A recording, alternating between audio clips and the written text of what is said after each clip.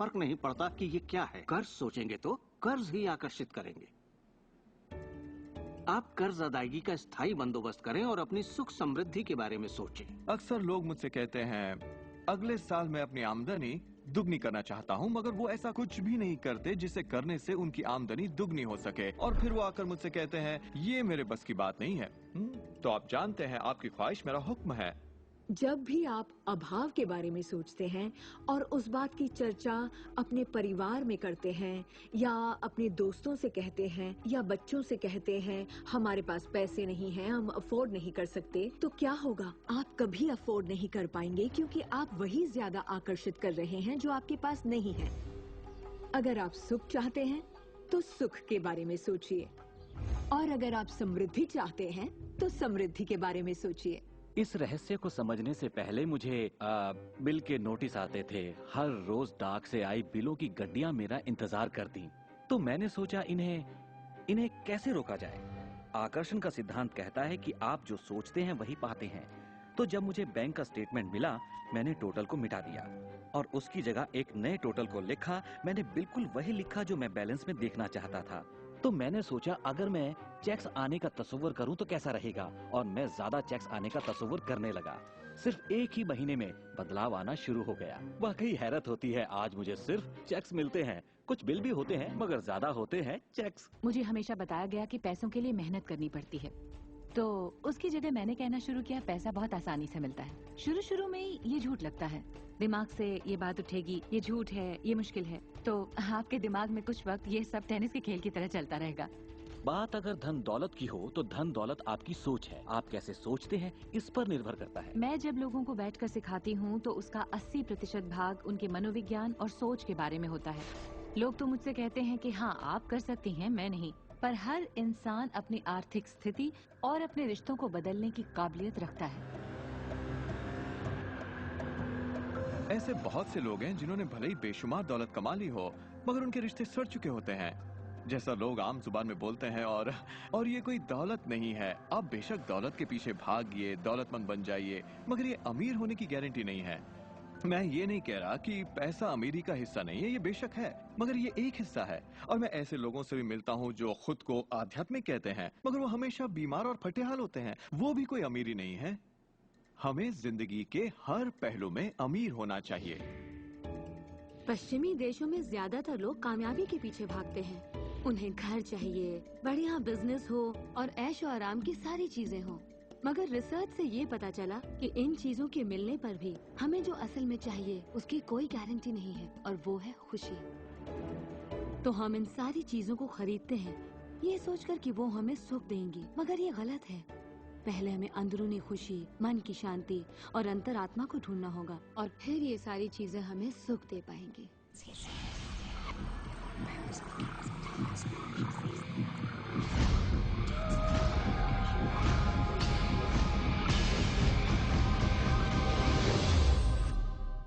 मेरे लिए रहस्य का मतलब ये है कि हम खुद अपनी सृष्टि के रचनाकार हैं, और हर वो ख्वाहिश जिसकी हम रचना करना चाहते हैं हमारी जिंदगी में प्रकट होगी। तो ये जानना बेहद जरूरी है कि आपकी ख्वाहिश क्या है, आपके विचार, आपके एहसास क्या हैं, क्योंकि वे प्रकट होंगे। अब एक दिन मैं किसी के घर मिलने गई। वो किसी मशहूर फिल्म प्रोड्यूसर की यहाँ आर्ट डायरेक्टर था। उसने हर कोने में एक लड़की की तस्वीर लगा रखी थी, एक खूबसूरत लड़की की, जिसका अंदाज कुछ ऐसा था मानो कह रही हो हाँ मैं तुम्हें नहीं देख रही, तुम तो यहाँ हो ही नहीं। तो मैंने कहा लगता है आपके रोमांस में कुछ गड़बड़ है। आप भविष्य वगैरह देखती हैं क्या? नहीं, मगर देखिए सातों जगह सिर्फ एक ही लड़की की तस्वीर है। मुझे पसंद जो है इसे मैंने ही पेंट किया है। ये तो और बुरा है, मैंने कहा, क्योंकि आपने अपनी पूरी रचनात्मकता इसमें डाल दी है। वो एक खूबसूरत नौजवान था, उसके चारों ओर एक्ट्रेसेस होती थी क्योंकि वो ऐसे ही पेशे में था, मगर उसकी जिंदगी में रोमांस नहीं था। मैंने पूछा आप क्या चाहते हैं? मैं हफ्ते में 3 लड़कियों को डेट करना चाहता हूँ। ठीक है, अपने साथ 3 लड़कियों को पेंट करिए और उन्हें हर कोने में लगा दीजिए।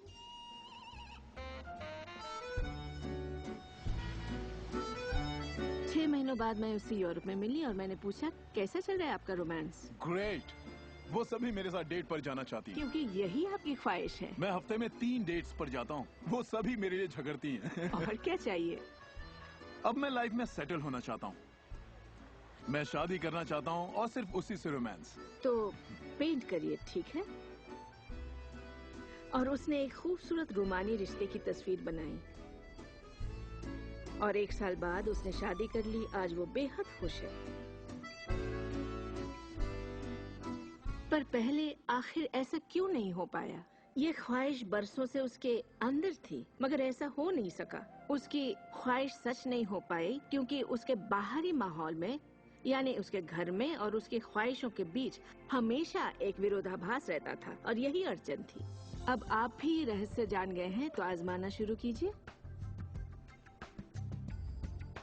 आपके रिश्तों में आपको पहले ये समझना जरूरी है कि रिश्ते में शामिल कौन हो रहा है। अपने साथी को नहीं, बल्कि अपने आप को समझना होगा। आप किसी दूसरे से कैसे उम्मीद करेंगे कि उसे आपकी संगत अच्छी लगेगी जब आपको खुद की संगत अच्छी नहीं लगती? तो आकर्षण का सिद्धांत या रहस्य इसी बात को अपनी जिंदगी में लाने के बारे में है। इसे आप अच्छी तरह से समझ लीजिए। एक सवाल है जिस पर आप गौर फरमाएं कि आप अपने आप से वैसा ही बर्ताव करते हैं जैसा आप दूसरों से अपने लिए उम्मीद करते हैं। आप अपना समाधान खुद बनिए। ये नहीं कि तुम्हें मेरा उधार चुकाना है, तुम्हें ज्यादा देना होगा। इसके बजाय खुद को ही ज्यादा दीजिए। अपने आप को देने के लिए वक्त निकालिए। मानो अपने आप को आप इतना भर रहे हो कि जब वो छलके तो दूसरों को दे सके। अपने सभी अफेयर्स में मैं अपने साथी से उम्मीद करती कि वो मुझे खूबसूरत कहे, क्योंकि मैंने अपनी खूबसूरती नहीं देखी। जब मैं बड़ी हो रही थी तो मेरे फेवरेट हीरोज या यूं कहे हीरोइंस थी, बायोनिक वुमन, वंडर वुमन या चार्लीज एंजल्स। वो सभी गजब दिखती थी, पर मैं नहीं। तब तक नहीं जब तक मैं खुद को पसंद ना करने लगी। मेरा रंग, मेरा चेहरा, मेरी नजाकत, मेरे घुंघराले बाल। और जब मैंने अपनी खूबसूरती पर नाज करना शुरू किया, तब बाकी सभी लोग भी मुझे पसंद करने लग गए। आपके अंदर एक जबरदस्त खासियत है। पिछले 44 वर्षों से मैं खुद को परख रहा हूँ। मैं खुद को चूमना चाहता हूँ। आपको खुद से प्यार करना होगा। मैं घमंड की बात नहीं कर रहा। मैं चाहता हूँ आप सिर्फ अपने आप को इज्जत दें। खुद से प्यार करेंगे तभी दूसरों से प्यार होगा। रिश्तों में हम दूसरों के बारे में शिकायत करने के आदी हो जाते हैं। दफ्तर में लोगों के साथ काम करना मुश्किल है। मेरे पति मुझे पागल कर देते हैं। मेरे बच्चे बेहद आलसी हैं। हमेशा दूसरों की बात होती है। मगर रिश्तों की कामयाबी के लिए हमें ये देखना होगा कि दूसरों में क्या अच्छाई है, ना कि उनमें क्या बुराई है। जब हम किसी की बुराई करते हैं तो हमें सिर्फ बुरा ही दिखता है।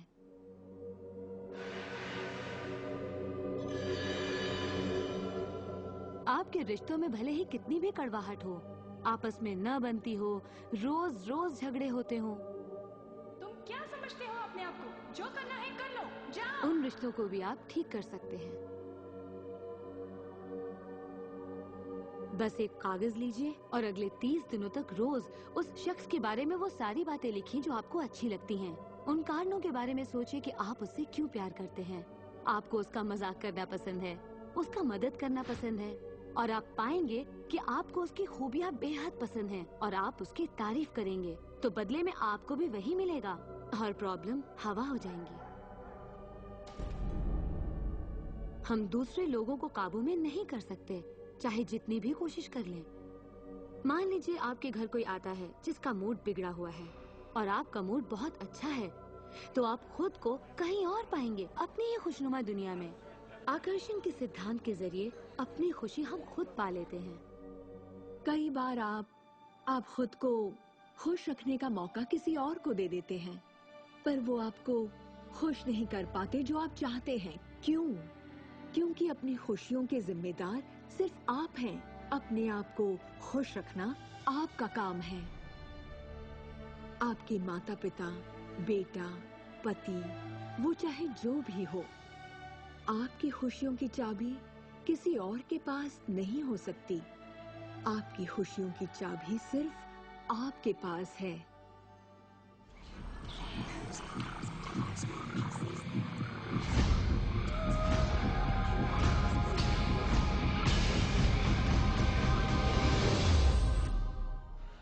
ये जान लेना जरूरी है कि हमारा शरीर वास्तव में हमारे विचारों का परिणाम है।